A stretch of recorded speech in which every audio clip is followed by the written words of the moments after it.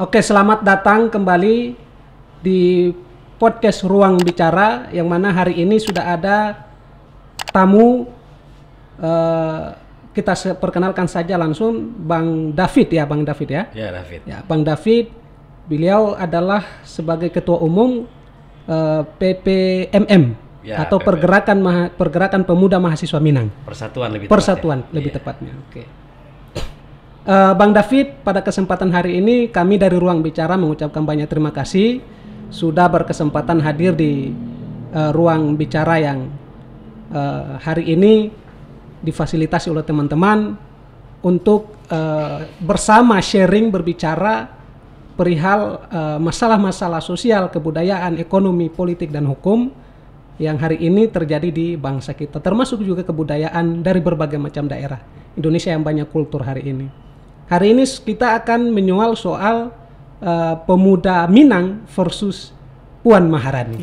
Bang, ini sebelumnya apa garis besar atau latar belakang cara pandang yang kritis dari teman-teman pemuda mahasiswa Minang perihal Puan Maharani ini sendiri, Bang? Ya, alhamdulillah, terima kasih waktunya Bung Ibrahim. Ya. Kita nggak pakai masker nggak apa-apa ya. Nggak apa-apa, Karena kita tadi pas di depan kita udah di PCR. Syarat PCR. dari ruang PCR itu, ruang bicara itu kita harus clear. Lagian PCR kita dulu. juga sudah menjaga jarak lebih dari 2 meter kan. Karena situasi hari ini PKPM kan masih ada di Jakarta sampai ke Jawa Bali. Jadi memang PPMM ini organisasi baru yang menaungi para pemuda dan para mahasiswa Minangkabau untuk menyiapkan generasi Minangkabau 2045. Jadi gagasan besar ini kenapa kita buat Persatuan Pemuda Mahasiswa Minang? Ya karena kita mau menyiapkan satu abad Indonesia 2045. 2045. Bagaimana pemuda Minang, mahasiswa Minang bersikap menyiapkan, karena kepemimpinan itu harus disiapkan. Indonesia bagaimana bunyinya 1945, tapi kan disiapkan 1908, disiapkan 1928, baru dibunyikan 1945. Nah itulah konsep Minangkabau 2045, menyiapkan generasi Minangkabau menjadi pemimpin nasional. Lebih tepatnya ya harus presiden. Itu spirit awal, spirit utama yang dibangun oleh teman-teman PPMM. Ya, pertama spirit beberapa orang kita satukan dalam visi besar Minangkabau 2045, karena kita lihat Minangkabau itu selalu menjadi, kita pernah punya 3 presiden dari Minangkabau. Tapi presidennya nggak bulat, nggak berdaulat. Contoh pada 1948 ke 1949 itu ada Safrudin Prawira Negara. Itu ketika agresi militer di Jogja, dipindahkanlah ibu kota ke Bukit Tinggi. Di saat itu telegram meminta Safrudin memimpin Indonesia. Nah setelah itu 1949 dipulangkan lagi mandat itu ke Soekarno. Nah 1949 di Oktober ada Mr. Asad, itu orang Padang juga, orang Minang juga. Selanjutnya yang paling terakhir pasca reformasi itu Ibu Megawati. Itu clear Minangkabau gitu loh. Jadi tapi dari rentetan 3 peristiwa tokoh itu tidak pernah ada yang bulat. Ini maksudkan bulat ini apaan nih, Bang? Harus menang pemilu. Oh, oke. Itu bulat. Bukan pengganti Ibu Mega, presiden pengganti Gus Dur. Karena 1999 sampai 2001 almarhum Presiden Gus Dur lengser, ganti Bu Mega sampai 2004. Nah, mereka nggak bulat. Hanya mengganti. Nah, besok 2045 itu harus bulat. Presiden dari Minangkabau. Oke, benang merahnya adalah tokohnya yang bulat harus di 2024. Yang menjadi persiapan oleh teman-teman PPM ini siapa yang layak untuk dibulatkan di 2024? 2024 kan masih opini berkeliaran lah. Saya belum berani menyebutkan nama walaupun saya juga tahu siapa orang yang akan bertarung di 2024. Tapi kita nggak main politik praktis jangka pendek. 2024 kita taruh itu 2045 lah. Objektivitas kita di 2045. Tapi kalau Allah izinkan 2024 ada dari Minangkabau ya kita harus dukung. Kalau memang ada ya. Kalau nggak kita lebur gitu. Oke, Bang, ini Adinda sempat mendapatkan beberapa literatur atau informasi mengenai Abang sendiri perihal begitu gencarnya Bang David melakukan kalau saya boleh sebut adalah bentuk perlawanan yang bermuara pada kebaikan sebenarnya dengan Ibu Puan Maharani. Nah, bahkan sampai kalau tidak salah di ILC ya Bang ya. Alhamdulillah tampil. Di ILC. Nah, begitu marahnya sebenarnya Abang, menurut literatur cerita yang Abang sampaikan di ILC yang sempat juga saya nonton, ada beberapa kalimat yang sebenarnya menunjukkan kemarahan Abang. Nah, tapi di satu sisi, Abang melakukan yang namanya soul terhadap almarhum Taufik Kemas. Nah, ini yang menjadi intisari besar kenapa harus Abang melakukan itu. Di satu sisi Abang membenci Puan Maharani dalam tanda petik ya. Nah, di satu sisi Abang melakukan doa, tahlilan yang dalam bentuk soul kepada almarhum Taufik Kemas. Ini boleh Abang sedikit menggambarkan kenapa kira-kira kejadian itu terjadi? Jadi di Minangkabau itu punya pedoman dasar kita, adat berseri-sara, sarak bersanding kitabullah. Jadi kalau saya Islam, kita nggak perlu 1 inci pun kita dendam sama orang. Nah, bentuk kita pelaporan kepada Puan itu bentuk ekspresi sebenarnya.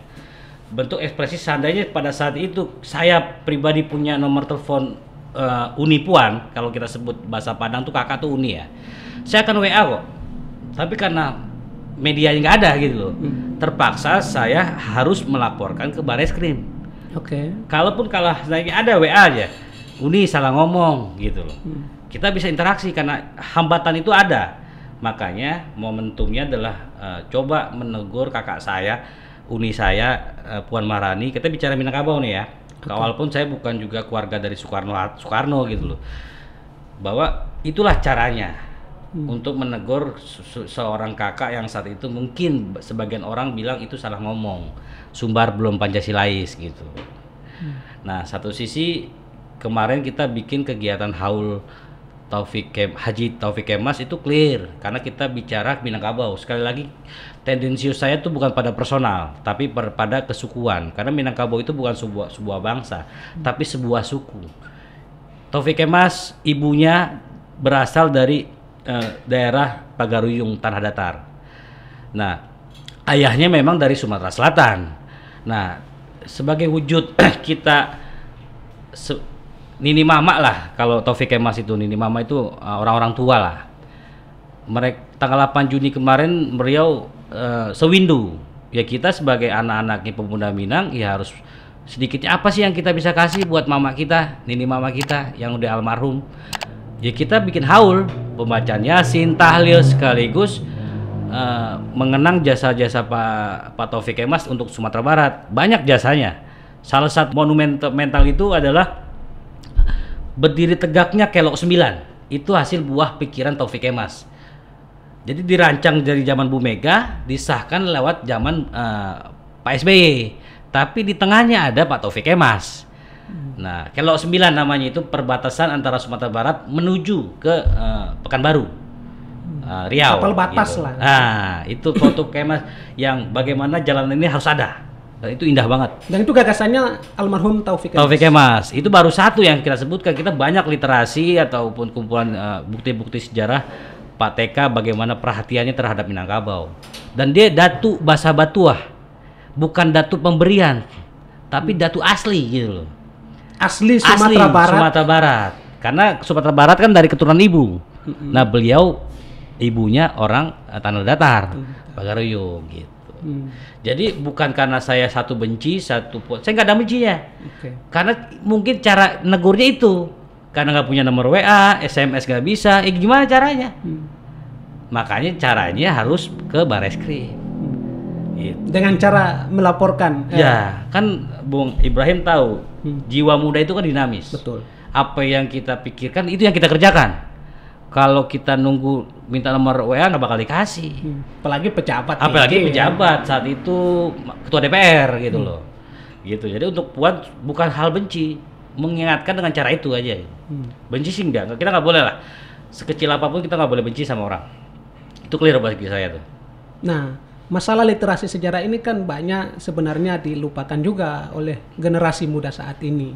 Terutama literasi sejarah perihal Sumatera Barat yang memiliki sumbangsi besar sejujurnya terhadap perjalanan bangsa kita hari ini. Nah, sedikit Abang menggambarkan apa sih kontribusi besar yang dibawakan oleh Taufik Kemas yang menjadi spirit besar oleh teman-teman Minang hari ini di bawah naungan PPMM.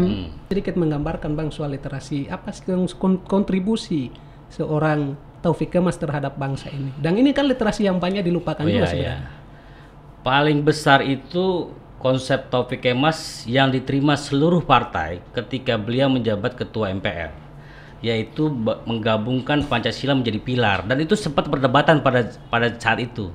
Kok Taufik Kemas membuat Pancasila itu pilar, sedangkan itu cuma rebranding aja. Undang-Undang Dasar, NKRI, Pancasila, itu ada empat pilar itu. Nah, saat itu kan kita punya zaman Pak Harto itu GBHN. Nah, era pasca reformasi Pak Taufik Kemas mencetuskan untuk apa sih pengganti GBHN? Ya 4 pilar, dan itu besar dampaknya. Bagaimana masyarakat harus terus menjaga nilai-nilai Pancasila yang luhur, terus bagaimana berkomitmen terhadap Undang-Undang Dasar, berkomitmen dari Bhinneka Tunggal Ika, walaupun bersatu-satu, berbeda-beda kita tetap satu. Bung Ibrahim dari Maluku, saya dari Padang, dari Sumatera Barat, walaupun lahir di sini, kita bersatu untuk membesarkan Indonesia. Itu konsep 4 pilar yang bagi saya itu yang paling besar. Nah, hari ini kita mau roadshow nih, Bang Baim. Mau roadshow untuk minta persetujuan keluarga untuk kita dorong ini. Kita dorong Pak Taufik Kemas ini berhak menjadi pahlawan nasional 2022 lah. Kita berharap 2022 ini ledakannya ada nih. Bahwa kita pemuda PPMM mendorong Pak TK untuk mendapat gelar pahlawan nasional, dan harus kita dorong dari tanah kelahirannya, yaitu tanah datar gitu. Perihal Pak TK almarhum menjadi pahlawan nasional, sudah sempat berdiskusikan dengan barangkali keturunan anak-anak dari Pak TK atau seperti apa rencangan besar yang akan dilakukan oleh teman-teman PPMM terhadap masalah ini? Sementara ini diskusinya masih sekitar obrolan warung kopi lah, saya anggap itu. Kita pernah ketemu beberapa tokoh yang menyampaikan gagasan ini, dan mereka menyambut positif. Clear, Pak Taufik Kemas egaliter, diterima semua orang. Jadi tidak ada satu orang pun yang bisa bilang Taufik Kemas nggak clear.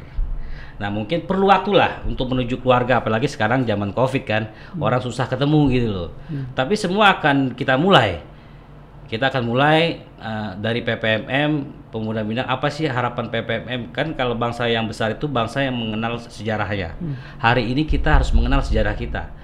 Yaitu ada seorang tokoh, Bapak 4 pilar, Pak Haji Taufik Kemas, Datuk Basa Batuah, untuk menjadi pahlawan nasional. Baru kita bisa 2045 menjadi bangsa yang besar. Gitu loh. Baik. Ngeri ya? Ya, agak ngeri sih. Karena memang memperjuangkan sosok pahlawan, menjadi seorang tokoh bangsa yang memiliki jasa besar terhadap bangsa ini, menjadi seorang pahlawan nasional, itu tidak gampang sebenarnya, memakan waktu yang cukup panjang. Nah, dengan berbagai macam gejolak. Nah, tetapi untuk seorang Taufik Kemas kan banyak lini sebenarnya sudah lengkap, baik itu di legislatif, di eksekutif. Kita sebut saja Puan Maharani. Ini kan sudah bisa menjadi batu loncatan sebenarnya untuk memperjuangkan almarhum Taufik Kemas. Iya. Kalau saya lihat sih mungkin keluarga lagi menunggu juga. Nggak mungkin lah keluarga yang ngajuin sendiri gitu loh. Makanya kita cobalah sebagai, bukan keluarga kan, kalau anak itu ada anak biologis sama ideologis. Mungkin biologisnya Mbak Puan lah. Ideologisnya ya PPMM, kan gitu aja. Tinggal dibagi porsi aja gitu loh. Kan gitu. Kalau biologisnya Mbak Puan, ya kan? Kalau ideologisnya mungkin kita anak-anak Minang ini, pemuda mahasiswa Minang, untuk memperjuangkan datuk kita gitu loh. Tapi justru malah sebaliknya, Bang. Semangat itu harusnya kan tumbuh duluan itu dari anak biologis sebenarnya. Iya. Tapi ini kok tumbuh dari PPMM duluan? Ya, nanti pas ketemu salah satu keluarga ini kita sampaikan. Karena saya nggak bisa jawab itu.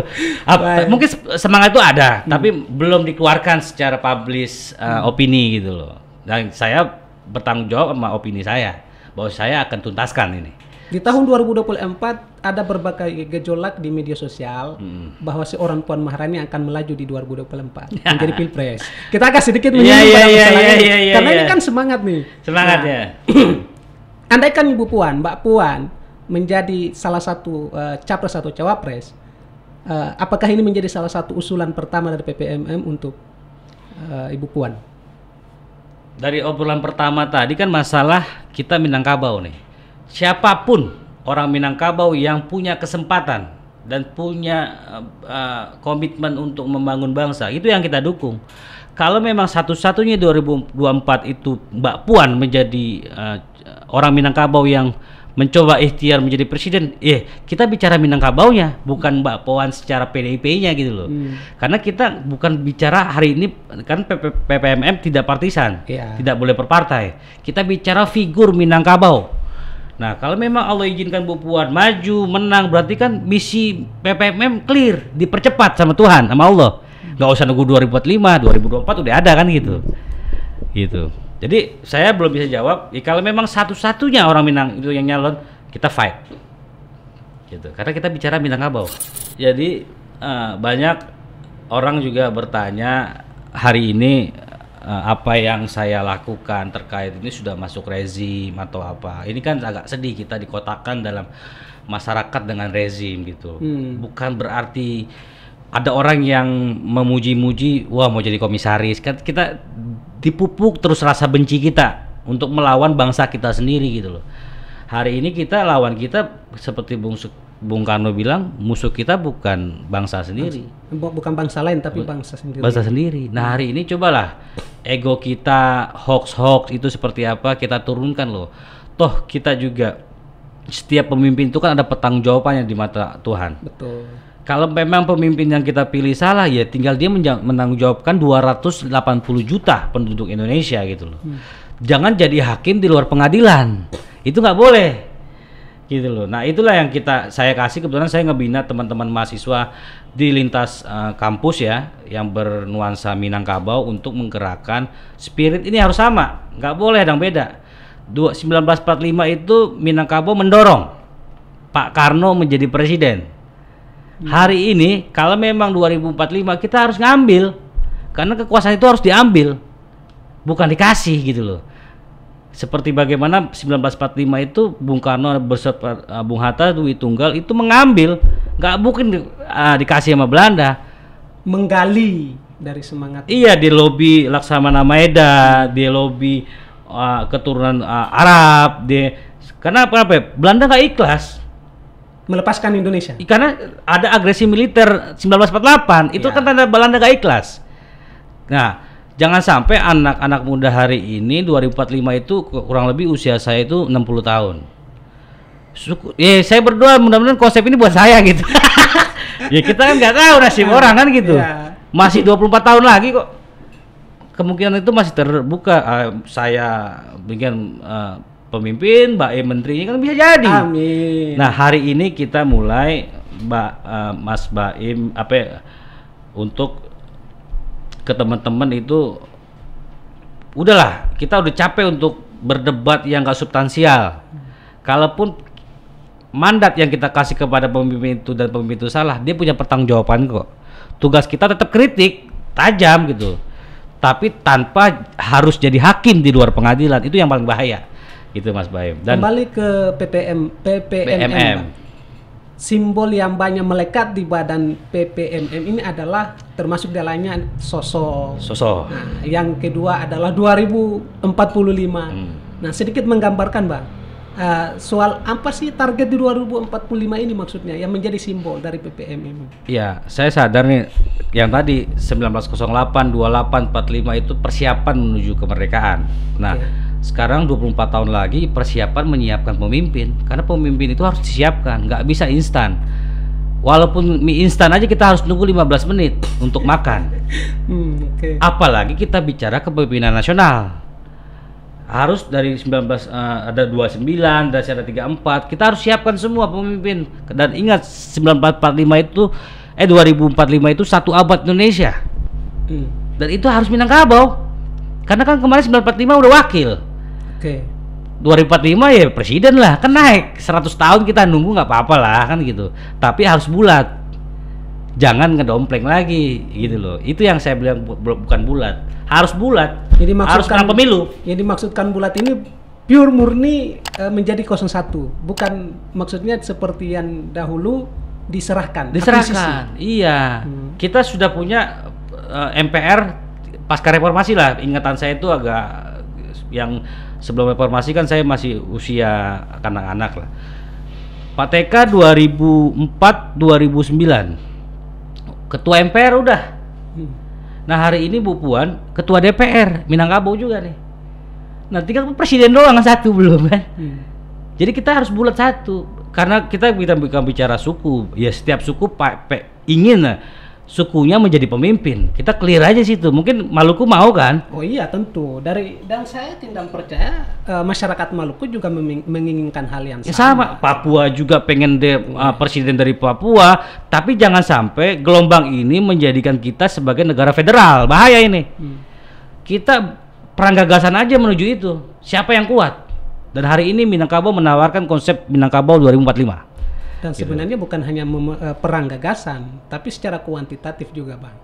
Nah, masalahnya Maluku, misalkan Sumatera, ini kan tidak menjadi dominan dalam skala perpolitikan nasional di 2024. Maksudnya ke sana. Nah,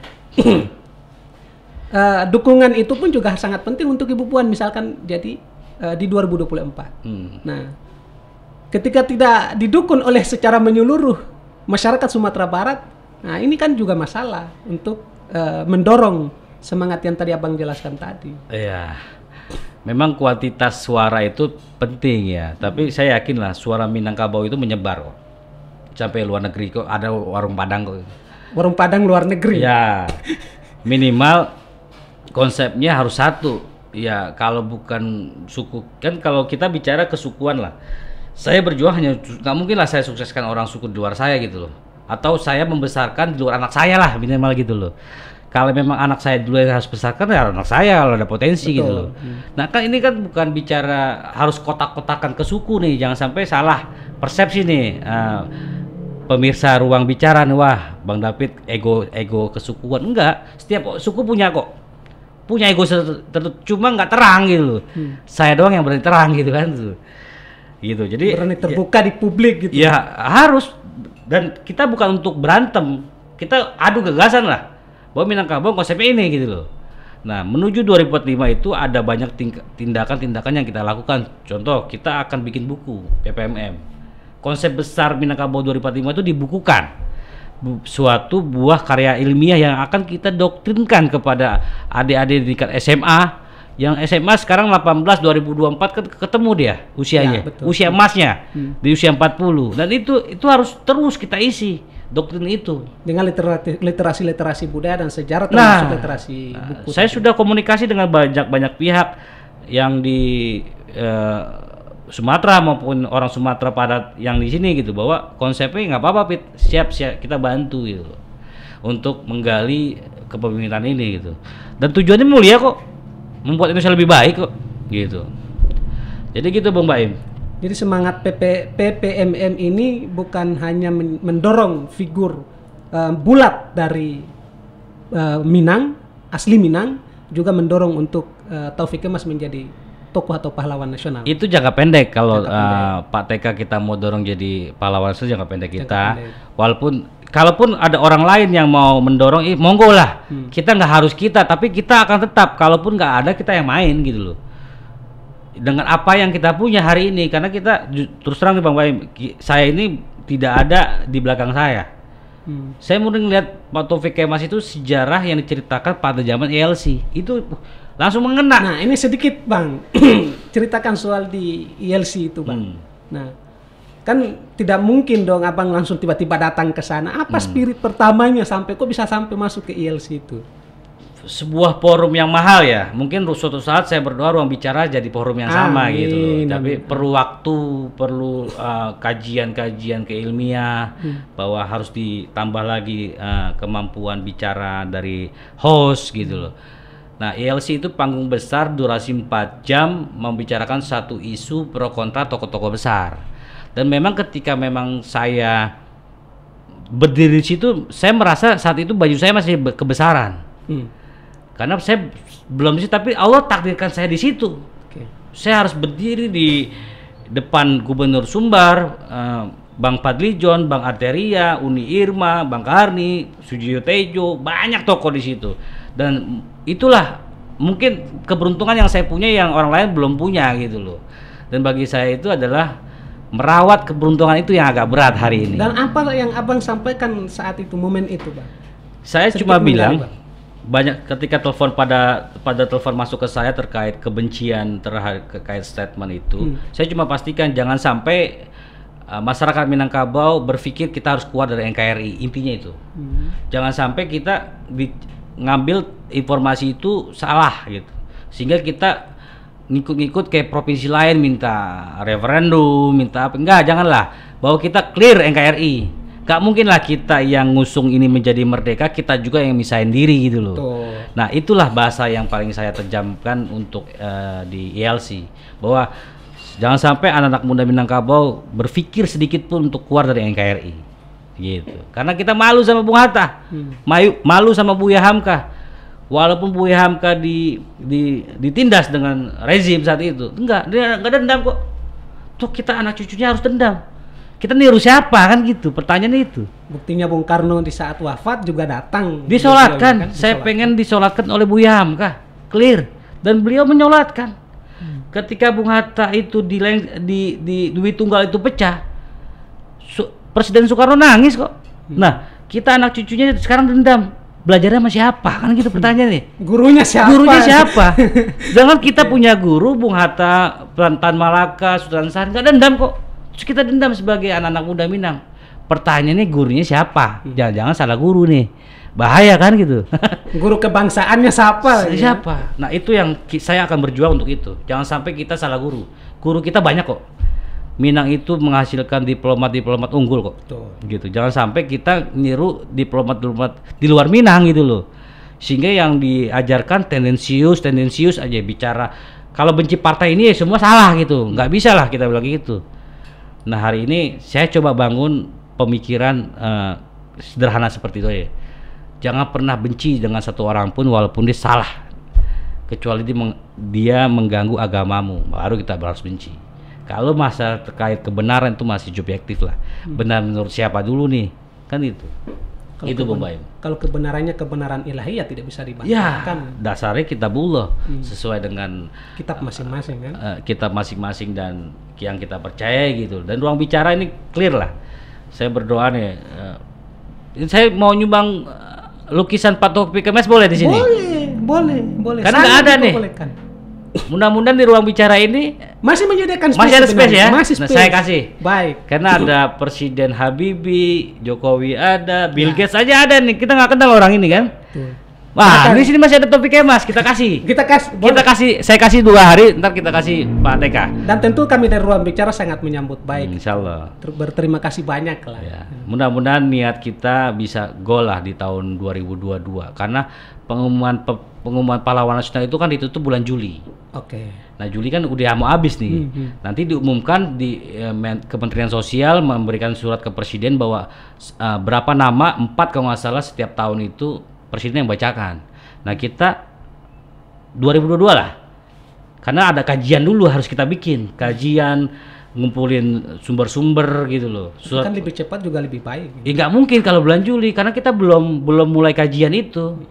Kita akan datangkan narasumber yang pantas nggak gitu, kompeten. Kayak misalkan saya minta Pak Karni untuk bicara Taufik Kemas. Orang-orang yang pernah melihat dan berinteraksi dengan Pak Taufik Kemas kita akan undang untuk bikin simposium of Taufik Kemas. Wow. Itu harus dibuat di tanah datar, di tempat kelahiran ibunya. Clear. Ya. Ini gagasan yang cukup brilian sebenarnya. Ya walaupun ini kan di ruang bicara nih, ruang publik. Bagi teman-teman mau niru silakan. Toh ini kebaikan kok, bukan buat saya. Banyak pesan positif yang harus sebenarnya dipahami dan diambil intisarinya oleh generasi muda, bukan hanya di Sumatera Barat ya. Secara spesifik Minang, tetapi secara menyeluruh pemuda dari seluruh Nusantara. Ada orang bilang konsep itu mahal. Enggak, konsep itu murah. Yang mahal itu tindakannya. Nah hari ini saya kasih konsepnya, tapi nggak semua orang bisa bertindak. Betul. Karena kemahalan di situ. Nah saya punya sebelum ditutup saya punya souvenir nih. Boleh. Karena kita PPMM itu kan ada industri namanya UMKM. Kita bikin brand-brand kayak gini, Minangkabau 2045 karabit, senjata. Kita ada simbol-simbol karena kita di Jawa itu simbol-simbol katanya. Betul. Kata seseorang itu Jawa itu penuh dengan simbol-simbol. Hari ini kita simbol-simbol karabit, senjata. Nah, ini buat host satu stel. Ini Waduh. Minangkabau 2045 untuk orang Maluku. Dan ini topinya. Makasih Bang itu. David. Ya semoga berkah ini. Jadi, saya baru bisa ngasih itu besok lukisan lah Pak Taufik Emas, tapi pakai baju Minang. Bukan baju jas yang MPR-nya. Saya ada tuh. Dan itu bukan model print tapi lukisan. Baik Bang, pesan terakhirnya untuk di kesempatan hari ini Bang. Baik itu untuk generasi muda dan juga untuk semangat perjuangan teman-teman Minang di bawah PPMM, Persatuan Pemuda Mahasiswa Minang, dalam membawa bendera atau semangat memperjuangkan Pak Taufik Kemas sebagai pahlawan nasional. Apa pesan terakhirnya Pak? PPMM itu kalimat pertama persatuan. Kalau kita sebagai generasi muda itu sudah terkontaminasi pada isu-isu yang membuat kita berantakan, PPMM saat itu harus berhenti. Karena goal PPMM harus ada persatuan. Nah, hari ini kita suka bercerai. Masalah dikit demo, salah gitu loh. Walaupun ruang ekspresi itu disiapkan oleh pemerintah, tapi ada upaya-upaya yang harus kita dukung, yaitu upaya-upaya narasi berbicara lah. Nah, narasi kritis yang harus tetap kritis penting, tapi adab lebih penting. Betul. Karena ilmu itu tidak bisa masuk tanpa melalui adab. Nah, hari ini PPMM bermain di situ. Pada porosnya adab lebih dicondongkan dibanding ilmu. Nah, walaupun waktu pertama laporan saya itu nggak beradab juga. Tapi kan itu bagi saya itu ruang ekspresi. Saya baru mencintai itu setelah pelaporan malah. Saya menggali Minangkabau itu setelah pelaporan. Wah, tuh tambah cinta saya. Makanya ketemulah simbol Taufik Kemas. Kita pengen naikkan secinta-cintanya gitu loh. Jadi gitu. Penggalian terakhir ketemu di Taufik Kemas. Tinggal Maluku bicaranya apa nih? Betul. Nah, itu loh. Nah, saya tantang juga nih pemuda-pemuda di bawah Maluku untuk bicara gagasan nasionalnya. Minangkabau hari ini sudah bicara 2045. Saya pengen teman-teman Maluku, teman-teman Bali, teman-teman NTB bicara juga konsepnya apa 2045 generasi besok. Nah, hari ini Minangkabau dikit lagi buku itu tinggal jadi launching dikit lagi. Dan mudah-mudahan ruang bicara mendapatkan momentum ini. Nah, itu launching itu harus ya tahulah. Aduh, ngeri gitu. Baik. Terkait 2024, boleh. Saya belum menyatakan sikap terkait Ibu Puan Maharani presiden karena saya bicara belum nampak secara surat. Karena kan opini boleh aja. Saya pun bisa bilang capres kok. Tapi kan yang punya kekuatan hari ini adalah partai. Nah, ketika partai meletakkan orang ada Minangkabau, disitulah letakkan PPMM main. Berkontribusi ikut andil. Ya, asal ada suratnya, jangan opininya gitu loh. Ya. Gitu. Tidak kosong lah perjuangannya. Iyalah. Kan? Ya, kalau Bu Puan mau maju ya monggo, kan setiap warga negara berhak dipimpin dan memimpin gitu. Jadi memilih dan dipilih. Nah, memilih dan dipilih. Jadi bukan hanya bicara Bu Puan. Kalaupun ada putra terbaik Minangkabau yang buat besok maju, majulah. Tinggal kita bikin kayak konvensi, ya enggak? PPMM bikin konvensi. Mana putra putri terbaik Minangkabau yang kita usung? Itu. Yang penting suara harus bulat satu. Gitu. Oke, baik. Terima kasih Bang David sekali lagi sudah berkesempatan hadir di ruang bicara, berbagi gagasan, sharing ilmu, sharing pengetahuan, pengalaman di kesempatan hari ini, dan tentunya banyak literasi yang ada di dalamnya yang disampaikan oleh Bang David sendiri. Dan mudah-mudahan itu menjadi langkah spirit oleh pemuda-pemudi hari ini, terutama kita generasi bangsa hari ini yang notabene dalam tanda petik lebih jauh dari literasi sejarah. Bukan hanya di bangsa Jawa saja, Maluku pun juga sebaliknya, di Sumatera pun, Kalimantan pun juga sama. Dan hampir menyeluruh. Minangkabau sama. Nah, ini yang menjadi persoalan, sehingga bangsa kita tidak akan bisa maju-maju oleh akibat kita dilupakan karena sejarah, dijauhkan dari sejarah. Nah, ini juga masalah, sehingga kita masih belum di usia 75 tahun 75 tahun ini kita 76 76. Mau jalan 76 Mau nih. jalan 76 Iya, nih. Ini berarti mau kan, masuk 1 abad nih. Iya, berarti kan konsep Minangkabau kan Iya. 1 abad. Nah, kita masih belum merasakan yang namanya kesejahteraan, keadilan, Iya. kesenangan hidup. Dalam artian kita masih belum ditekan dalam sistem dan macam-macam hal. Yang hari ini kan masih terjadi. Ya kalau lihat dari situ, kalau kita mengacu ke Amerika kan udah ratusan tahun merdeka. Ya setiap insan anak muda hari ini berdoalah. Insya Allah ada pemimpin yang bisa mewujudkan itu. Amin, amin. Dan itu insya Allah pasti. Dan jangan pernah putus asa dalam doa. Hari ini kita doain aja pemimpin kita benar gitu loh. Toh juga kalau kita dikasih amanah pemimpin juga belum tentu kok bisa memuaskan semua orang. Gitu. Ya, dengan jumlah banyak kepala. Saya punya keluarga kadang punya anak 3 bedanya mintanya beda-beda gimana rakyat. Kan itu konsepnya. Nah hari ini kita jangan egois. Dah. Oke baik. Terima kasih sekali lagi Bang David. Semoga Sama-sama. perbincangan kita jumpa muka jumpa pikiran ini berkah untuk semuanya. Kurang lebihnya Adinda mohon maaf, saya mohon maaf. Sekali lagi semoga saya mendoakan Abang ya. Semoga kita dijauhkan dari bala dari COVID-19 yang hari ini melanda kita dan keluarga. Amin. Dan juga untuk pemirsa. Oke. Terima kasih. Salam.